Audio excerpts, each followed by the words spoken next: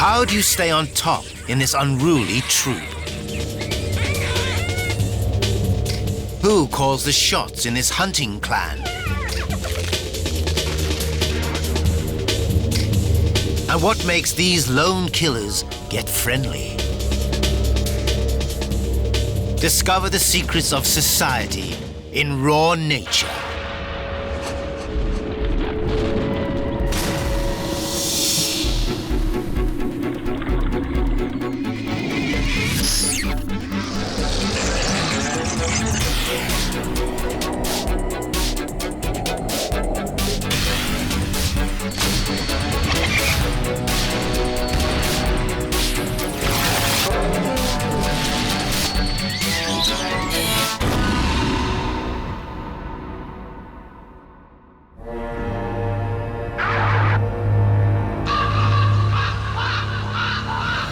Some animals join forces to rear young, kill,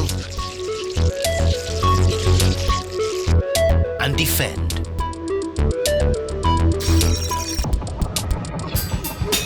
But the benefits of the pack aren't always clear-cut, and rank is rarely secure. Raw nature reveals the in-crowd's highs and lows.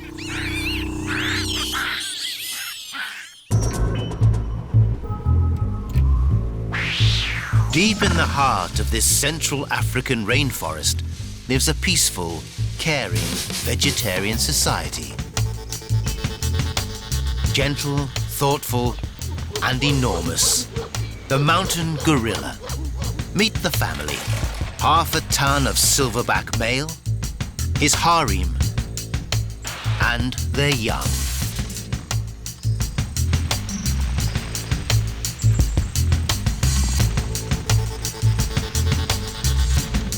The silverback rules the roost with a gentle hand. But behind his back, foul play is taking place.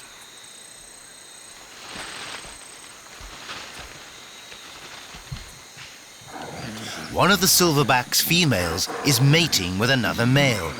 Is it a case of unrequited love, or is something more sinister at work? The clues are in the past.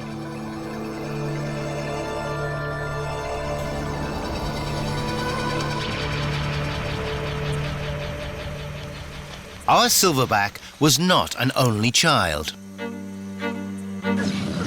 He lived with his siblings in harmony. But as he grew, so did his strength and status.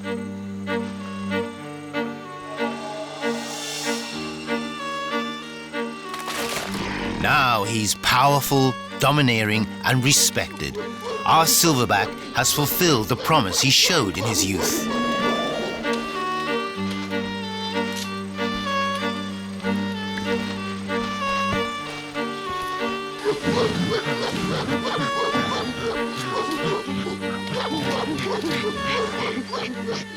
Being the alpha male means the females want him to father their children, and all the babies are his.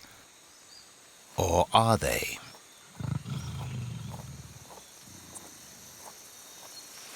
His younger brother, pushed to the sidelines for years, now threatens the boss's authority.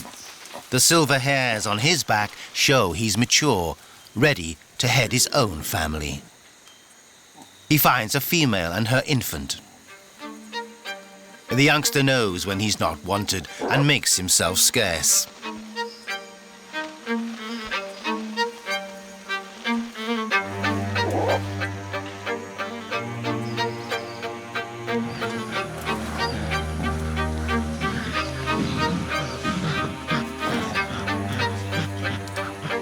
So why is this female allowing the subordinate male to mate with her? The reason is simple. Two dads are better than one.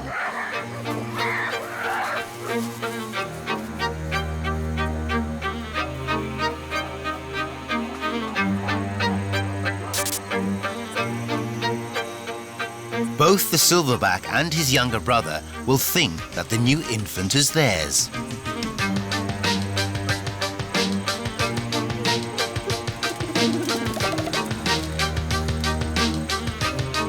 The baby will get love and protection from both males.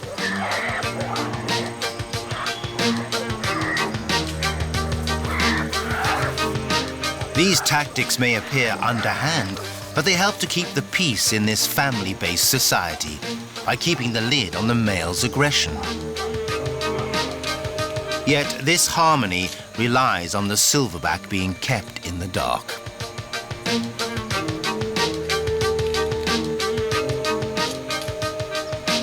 If he found out, there would be hell to pay. In our next society, the rival males' takeover tactics are less respectful. The Simeon Mountains of Ethiopia, a savage, humbling landscape, the only home of Gelada baboons.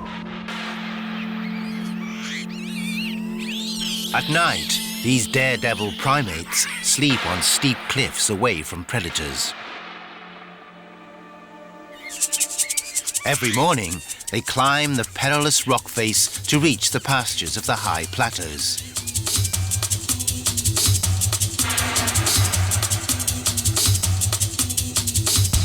In this society, there's not just one alpha male, but a handful.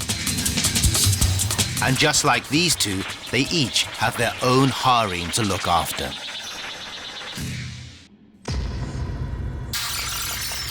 The Geladas are forced to live in close quarters because the food here is in short supply. Fortunately, friction between the males is usually resolved with ritualized warnings. A flash of the chest and a flip of the lip tell rivals to keep their distance. But the alpha males don't just have each other to worry about. Beyond this extended family is a group of expelled males waiting in the wings. Meet the bachelor bunch. These juvenile delinquents are hell-bent on getting their own families by any means possible. They'll use guile, teamwork, and even violence.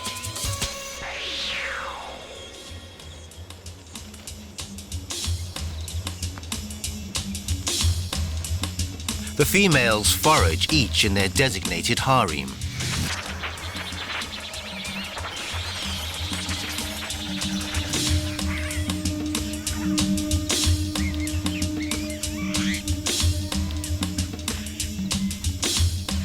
While they're feeding heads down, the alpha male keeps a lookout.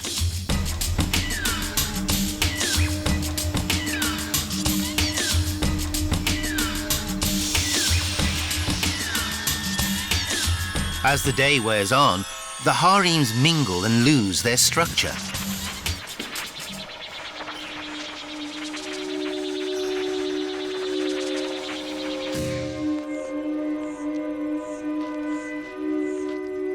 This is the perfect opportunity for the bachelor bunch to launch an offensive.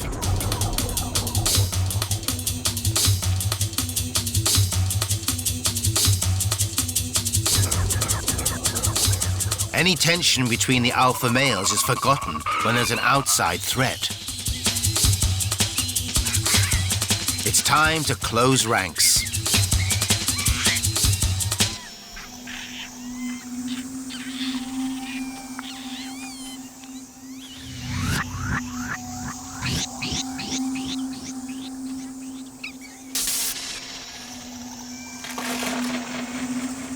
Now, the aggressive body language is for outsiders only.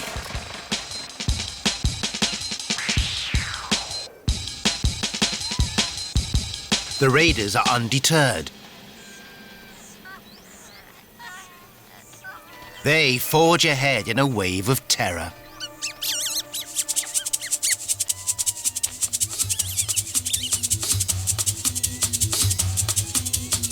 Ugly brawls break out left, right, and center.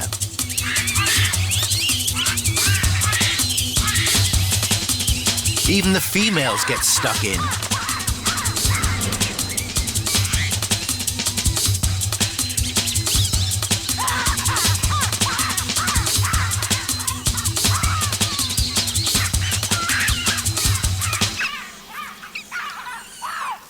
By pulling together, the cliff-top Geladas hold their ground.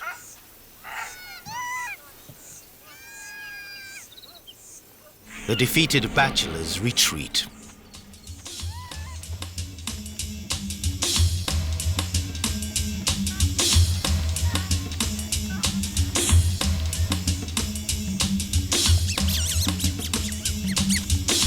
For now, the harems are safe, but the alpha males must keep up their guard.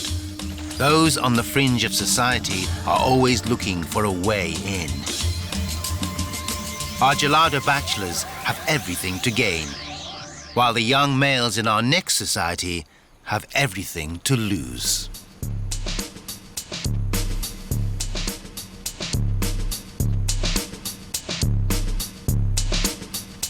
They may be descended from domestic stock, but these horses have run wild for over 400 years. And so have their instincts. Welcome to Arizona.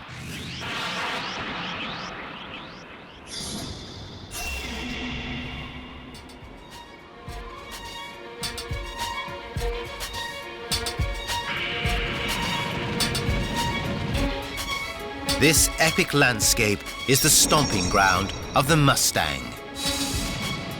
Elegant, majestic, powerful, these nomads roam the plains in bands.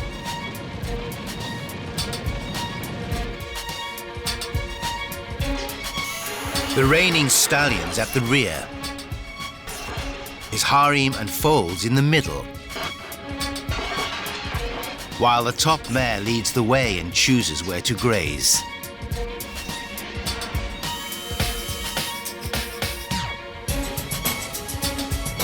The stallion keeps watch for danger and for impulsive bachelors who might threaten his social standing.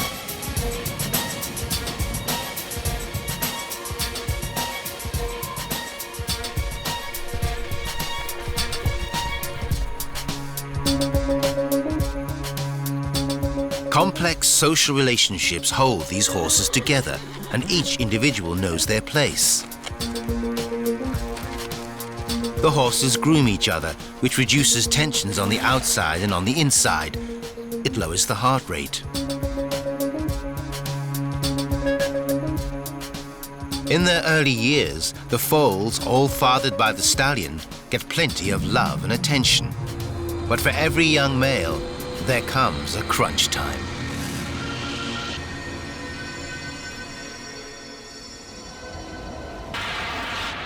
Lack of water makes life hard. The herd can't support hangers-on. So when the foals come of age, they're forced into exile by the stallion. The colt doesn't understand. But the stallion's aggressive body posturing is loud and clear.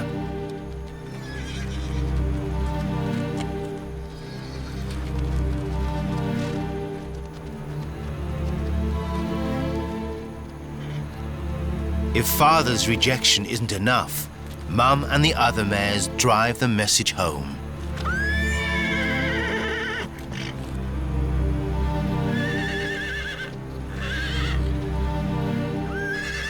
Teeth once used to groom are now used to banish.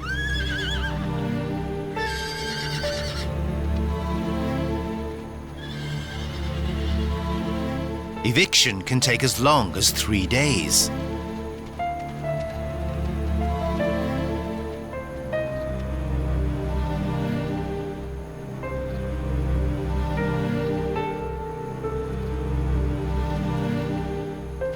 Although it seems tough for the colt, there is hope.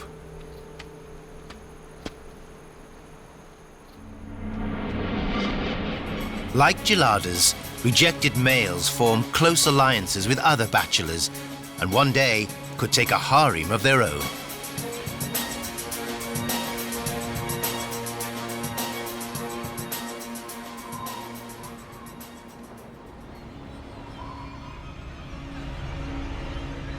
The societies we've seen so far are ruled by large, strong alpha males. But hyenas are dominated by feisty females.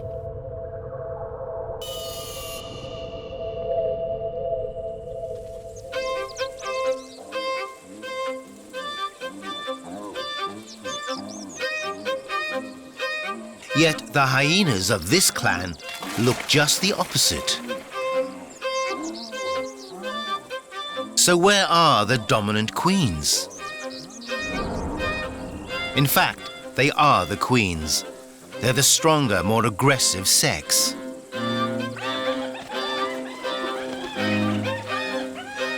They've got high levels of testosterone and their genitals have become masculinized into a pseudo-penis.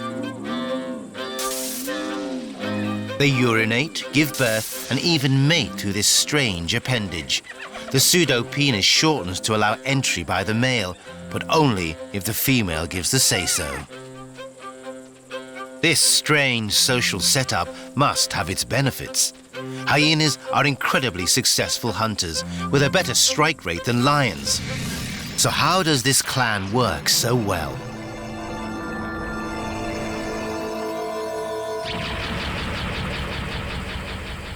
There are three main secrets to the sisterhood's success. The first is communication. Hyenas are born fighters, but ritual contact keeps aggression at bay. In this society, sniffing and allowing yourself to be sniffed openly declares status. Making yourself vulnerable to another's jaws is risky, but also promotes trust.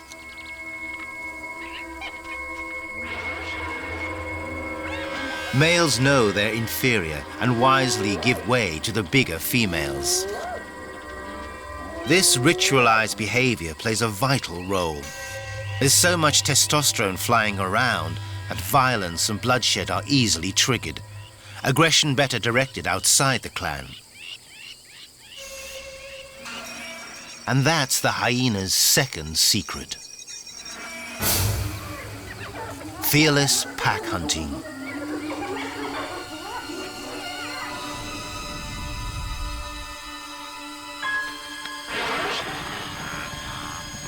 Wildebeest is the dish of the day.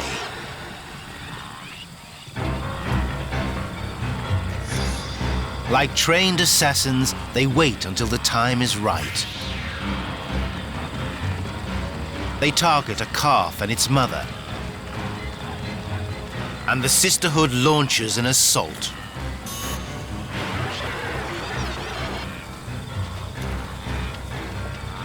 Their tactics are distract, attack, detach.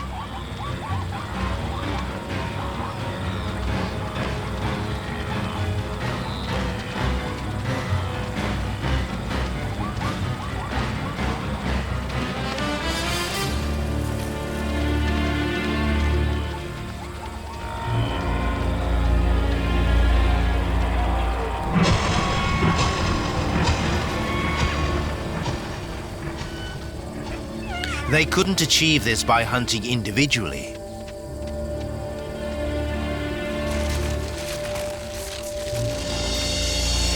And that's why these naturally aggressive animals must work together. Although, when the prey's down, it's each to her own. The most powerful females get the choice cuts. Really junior males don't get a look in. This mother's work is done and she returns to the den, leaving the lesser members of the pack fighting over scraps.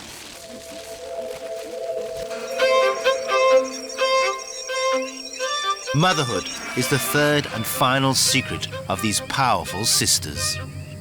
Aggressive, fearless, powerful, yet loving. Testosterone doesn't seem to dampen their strong maternal urge. These matriarchs are some of the most caring and dutiful parents in the wild. They suckle their young until they are 1 year old and even place them in separate dens to stop them fighting. Hyena society works. Communication, devotion, and collaboration allow devoted mothers to lead awesome clans.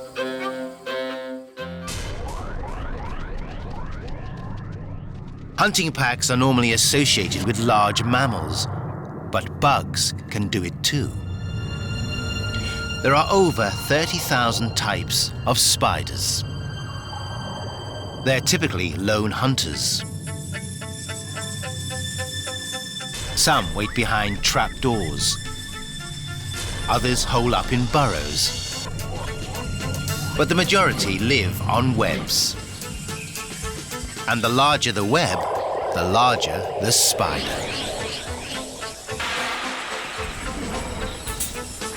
In Central Africa, there are webs that surround entire trees, suggesting spiders of monstrous dimensions. But this is deceptive, as it's not the work of one spider, but of a colony. Unlike our previous societies, there's no top dog. All these spiders are equal in size and in status. So why have these ones decided to pool their resources? Individually, these tiny arachnids couldn't construct a web a fraction of the size or strength.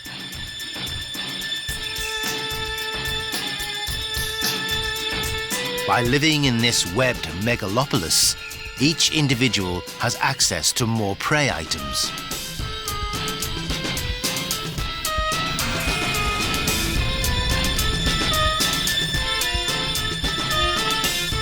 One of the colonies senses the vibrations caused by this katydid.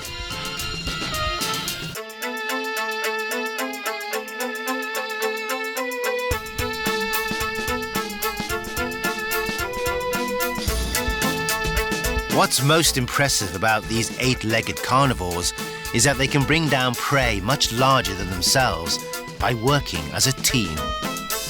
When these social spiders hunt, their methods and tactics sometimes resemble those used by a pack of lions. A number hold the prey down.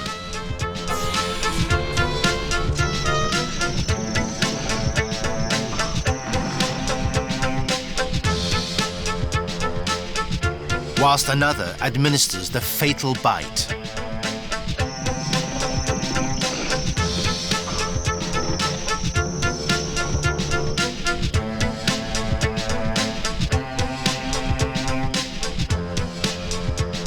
The meal is then shared out amongst the colony.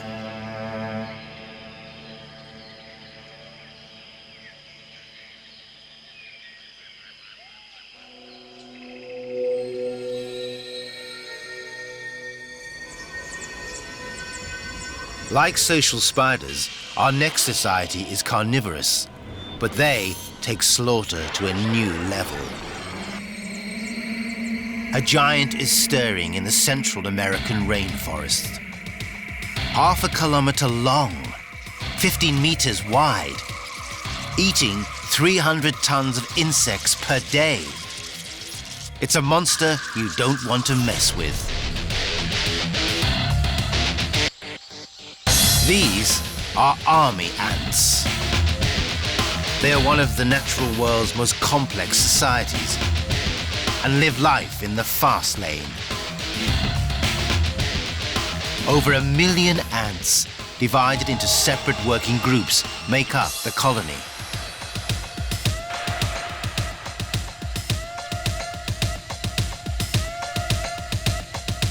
Soldiers keep guard on the flanks.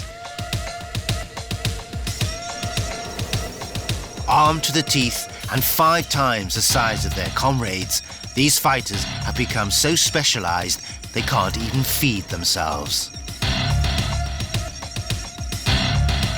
They must rely on the rest of the gang to do it for them.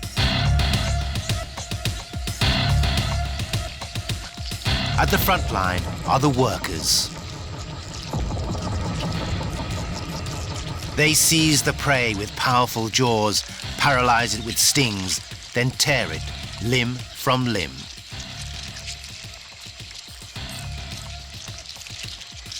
The body parts are hurried back to the heart of the colony.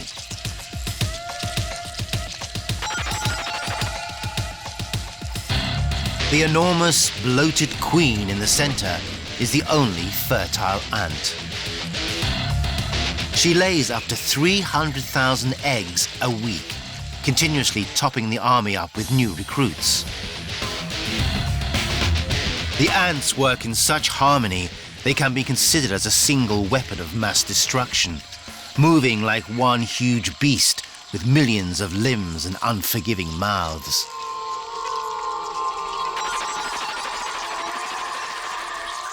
But there's one thing that makes this army even more impressive. It's blind. Instead of eyes, they rely on a trail of pheromones to communicate and to guide them to the killing zone. When an unlucky animal disrupts the scent trail, the army attacks without mercy.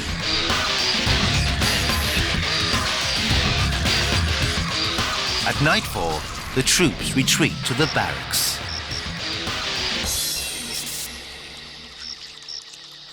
This breathtaking living bivouac is built with the soldiers' own bodies.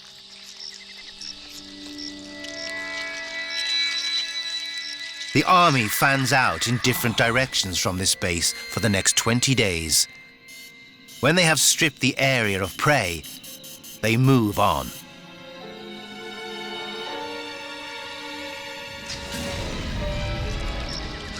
Ready for the slaughter to start all over again.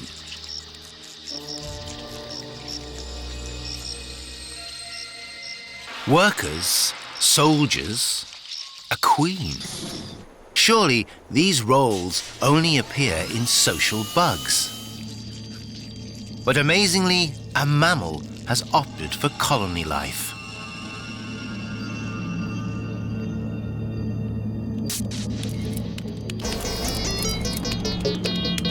This is the naked mole rat.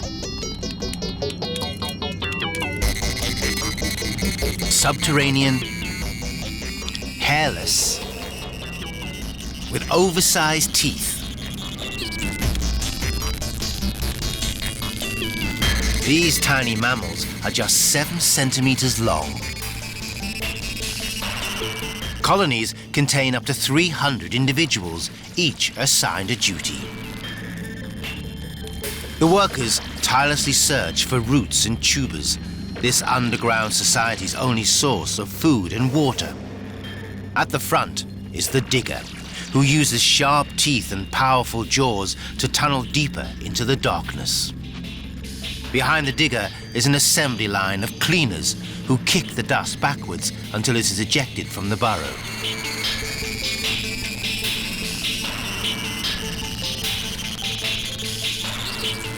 They can dig a kilometer-long tunnel in 2 months. That's like humans digging 24 kilometers, using just their teeth.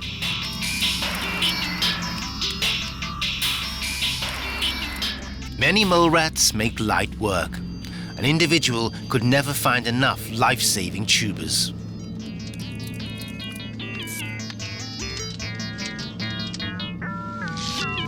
But there's more to this colony than digging for a living. At the helm of this society is a very special individual. This chamber is home to the Queen.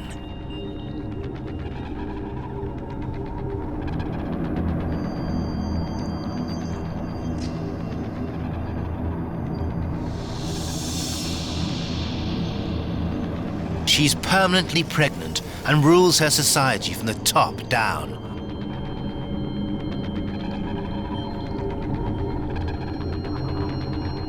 She shares her royal quarters with her harem of males who have been selected from the colony to father her children. Large burly soldiers also reside in her palace, ever ready to defend her with their lives.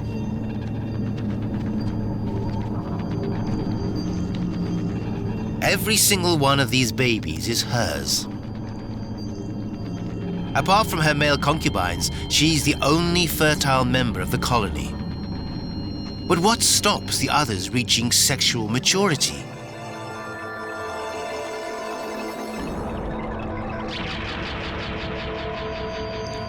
For the answer, let's join a youngster being initiated into the colony. The baby is dragged to the communal latrine area where everybody defecates and urinates.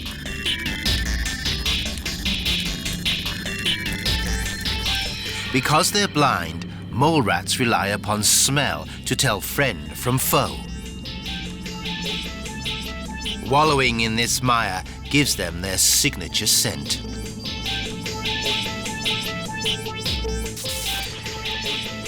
And it's here that the queen's secret festers. Her urine contains a hormone that suppresses other mole rats' fertility.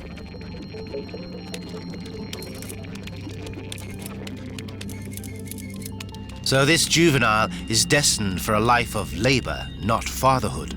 Even so, his efforts aren't in vain. He's so closely related to the fertile males and the queen that his legacy will be passed on through their genes.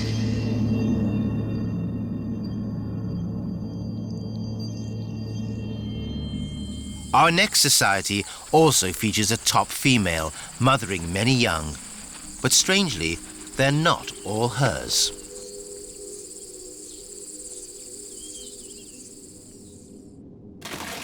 This ostrich is a dominant hen.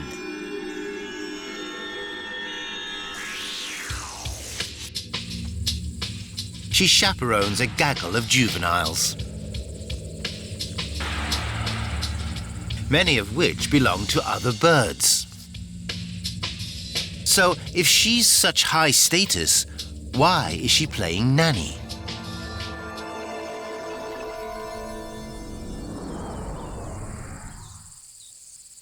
The roots of this odd childcare arrangement go back to mating time. A male ostrich is guarding his territory. Aware of the patch's pulling power, a rival approaches, flaunting his feathers in a brash display of contempt. Our resident male has zero tolerance and warns him off with a chilling call. The challenger, deaf to the warnings, ups the ante. The more plumage on show, the more scornful the slander. This is a clash of the titans. But the resident claims victory, his neck flush echoing his dominance. The rival is sent packing.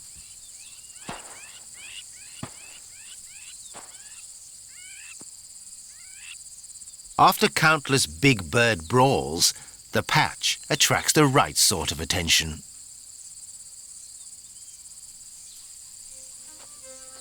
The females are ready to mate, wooed by the male's flamboyant display. It's a flurry of feathers topped with a swaggering dance.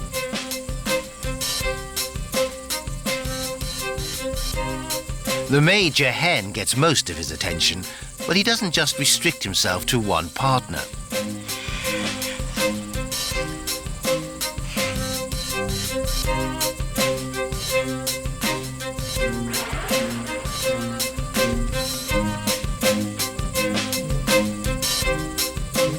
This 6-foot hunk of muscle sires chicks with many different mothers who come and go.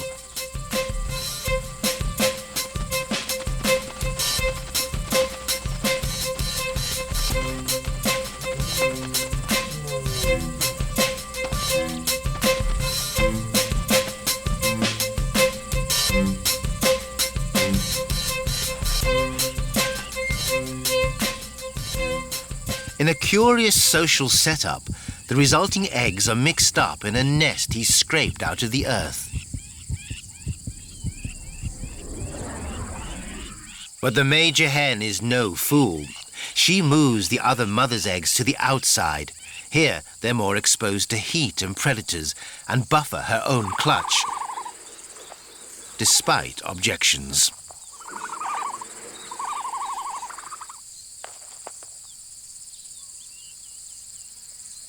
The male doesn't care whose egg is whose, because they're all his.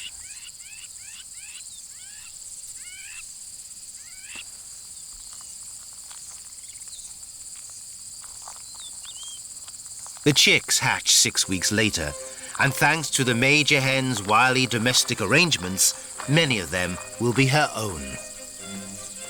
Even the ones that aren't hers benefit her brood by providing safety in numbers. It's a clever social strategy. Caring for somebody else's children really can work.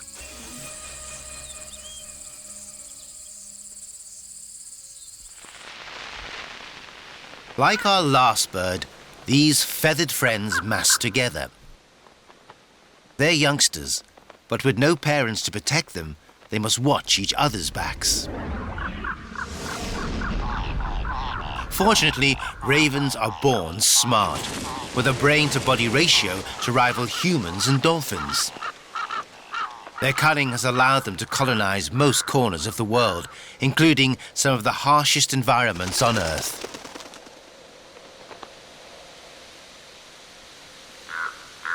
In the forests of Canada's northwest, temperatures can drop below minus 20 degrees centigrade.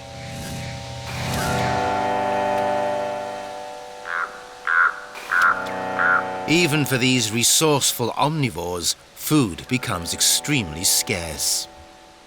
Meat is a godsend, one that adult ravens are reluctant to share.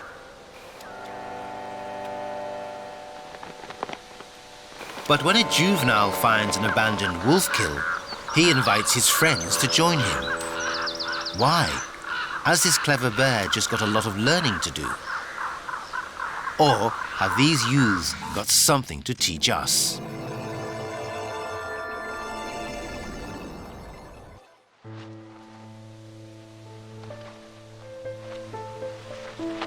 Young ravens are among the most curious and playful of creatures, an indication of their lively minds.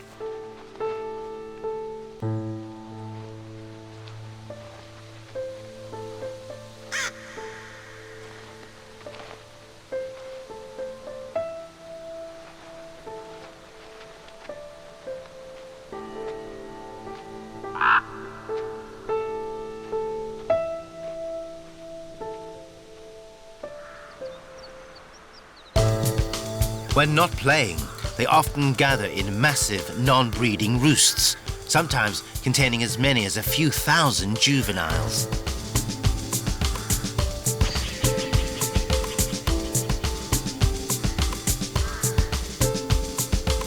It's thought that these ravens are passing on information about where to forage.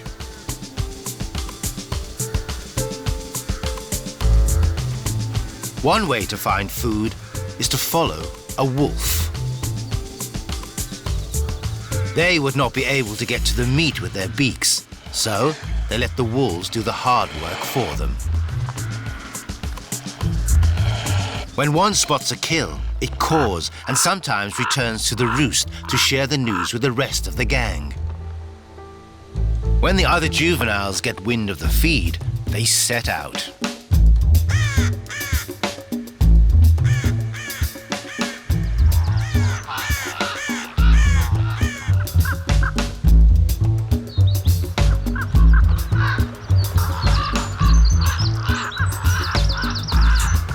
But this is not a simple case of you scratch my wing, I'll scratch yours.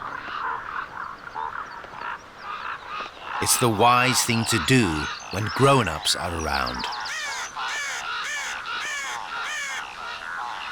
Mature birds are fiercely territorial, and juveniles risk a severe beating if they go it alone. But when faced with a gang of delinquents, adults can only look on. The juveniles eat at leisure until the true owner of the meal arrives.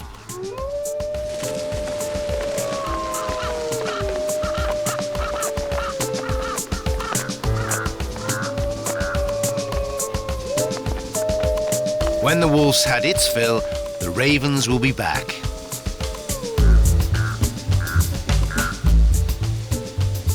They bide their time with playful acrobatics.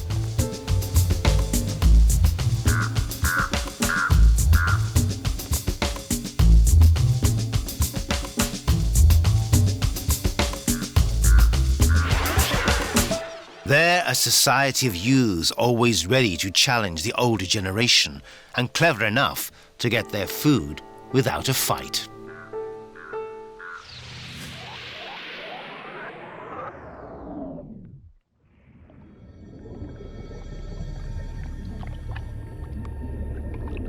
Like our adolescent ravens, the threat of violence is the reason many fish club together. As a general rule, the smaller the fish, the more likely they are to school. And who can blame them? The sea is brimming with predators.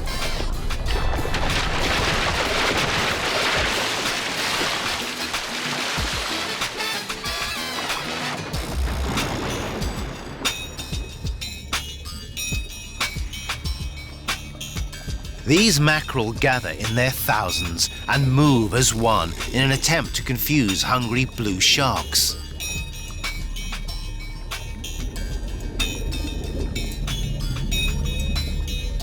In a swirling mass, it's hard to be picked out from the crowd. The predator doesn't know which way to turn. A fish on its own would stand little chance.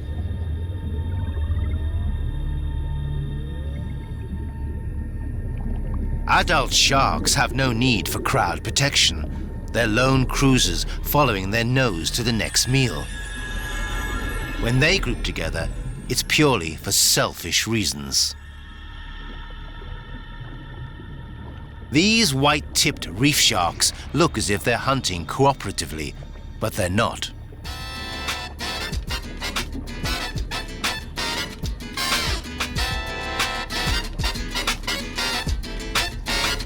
This is just one big feast. Each predator's on a single-minded mission to seek and destroy.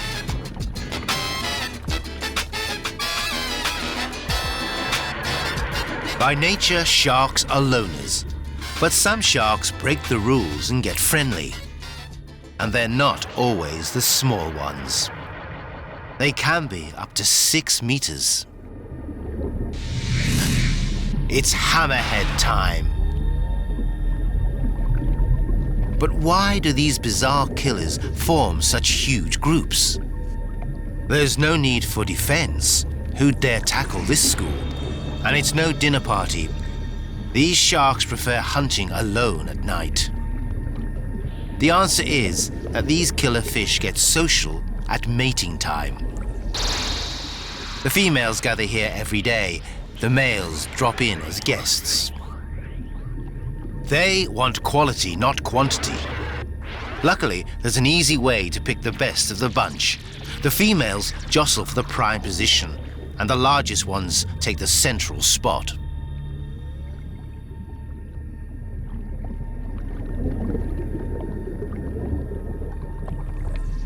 So, to get the head girls, a cruising bachelor only has to head straight to the middle of the shoal. At the climax of the most intimate of social events, the duo literally drop out of school. When the day's over, the sharks return to their solitary ways until the following morning, when the ritual starts all over again. Many of the societies we've seen provide a safe haven. But what happens when your society is snatched away from you?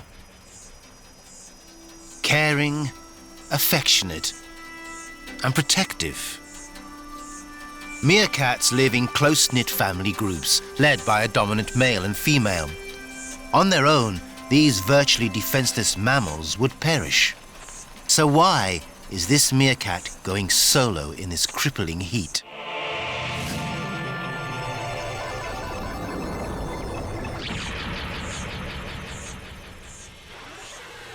The story of his plight began 8 weeks ago. With temperatures over 40 degrees centigrade, the Kalahari Desert is one of the most hostile places on the planet. And this year, the dry season is merciless. It hasn't rained for months. The drought increases the pressure on the meerkat family and on the predators who hunt them. The colony carry on as best they can, grooming, foraging under the vigilant eye of the sentry, and sharing babysitting duties.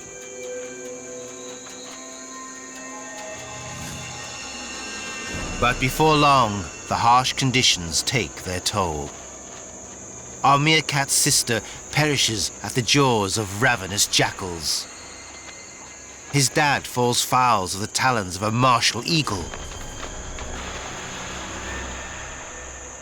His mum suffers fatal injuries from a close encounter with a serval. And the remaining youngsters perish in the blazing heat. Our meerkat is the only one left alive.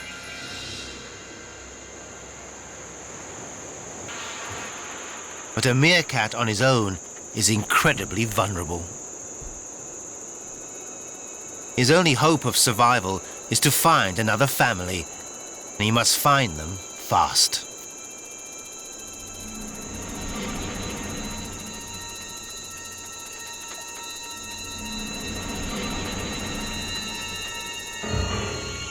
With nobody to watch while he forages, he must be his own sentry. With nobody to groom him, he becomes infested with blood-sucking ticks and fleas. After days of wandering, he's close to death.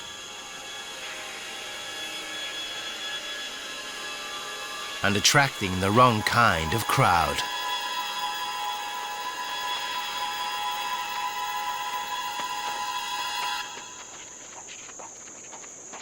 In the nick of time, he spots a family. But he's not welcome. These meerkats see him as an intruder and want him off their patch. Our intrepid hero seeks refuge in a nearby hole.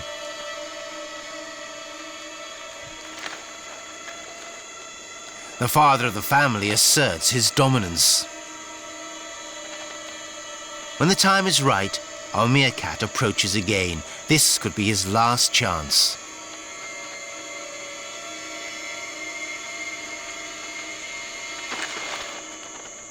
Our hero bows in submission, and the dominant male realizes he poses no threat, so allows him to join his clan.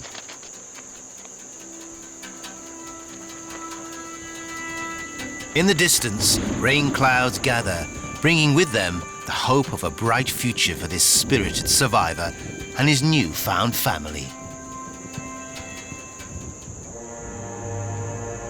There are many reasons to live in a society.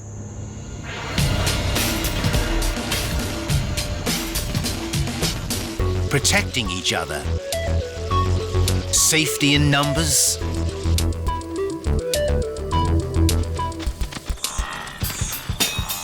killing together, passing on your genes. Whatever your motives, whether you are the flavor of the month or yesterday's news, social life is never straightforward in raw nature.